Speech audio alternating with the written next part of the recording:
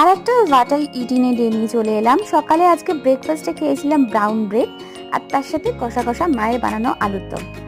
দুপুরবেলা লাঞ্চে হয়েছিল উচ্চ আলু ভাতে, তার সাথে ছিল পুঁই শাক চচ্চড়ি, আর তার সাথে ছিল সর্ষে বাটা দিয়ে মাছের ঝাল।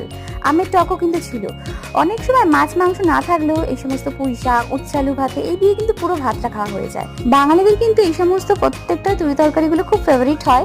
আমারও খুব ভালো লাগে। মাছ ডিম হলেও সঙ্গে কিন্তু এরকম টাইপের আইটেম একদমই দরকার প্রতিদিনই। আর মা আজকে সর্ষে বাটার ঝালটা দারুণ বানিয়েছিল, খেতে ভীষণ টেস্টি হয়েছিল।